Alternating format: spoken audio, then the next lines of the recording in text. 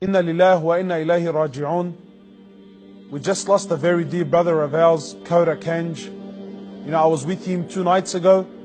We had performed Umrah in Mecca, and then he left for Medina, spent the day in Medina, prayed the Dhuhr prayer in the Rawdah, directly behind the Imam, spent 2 hours in the Rawdah, in the worship of Allah subhanahu wa ta'ala, and then towards the end of the day, he was feeling some pain, some chest pains, and then when things got really bad, he laid down, surrounded by his family, just at the time of the Maghrib prayer, while the adhan was being called.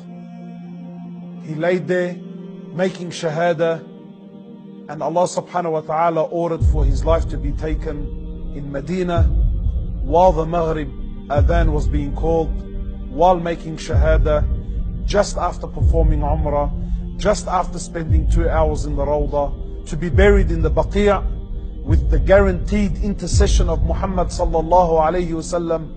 What an amazing death. A death that by Allah, I'm green with envy. And the truth is, my brothers and sisters, that his death is not by luck. Because I bear witness and I testified that this brother, he worked so hard for it. He worked so hard, and that he was so sincere that Allah subhanahu wa ta'ala accepted him and gave him the honorable death that he has given him. For years, he would pray Fajr in Jama'ah in the masjid, and then he would sit in the same corner until 9 o'clock in the morning trying to memorize the Quran. And he was struggling. I remember when he would spend a whole week trying to memorize, a whole week, and he would barely get a line. And then from a line he would get a verse, and then from a verse he would half a page, until he reached the point where only less than a year ago, he was so determined to memorize the Quran that he had left him and his family, went to South Africa, enrolled in a full-time hifz school where he can memorize the Quran, dedicating his time. And Allah subhanahu wa ta'ala accepted him. A few months ago, his mum had passed away.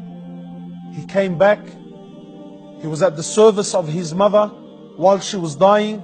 He slept in the house, didn't leave. Him and all of his siblings and the whole family, they were at the service of their mother until the day that she died, until the day, her last breath. They were there at the service of their mother. You know, my brothers and sisters, if you want a great death, these great deaths, they don't come by chance. No, you have to work for it. You have to work for it, and you got to want it. And you got to be so sincere. And wallahi, if you're sincere and you're dedicated and you work, Allah subhanahu wa ta'ala will accept you and give to you like He gave this brother Khadr. Like He gave this brother. I ask you, my brothers and my sisters, how are we spending our days? How are we spending our nights? How will you die? You ask yourself, how will you die? The greatest indication of how you will die is how did you spend this day that you're watching this video? How did you spend this day? How did you spend last night? This is a very good indication of how you and I will die. Because the way you live, this is the way that you die.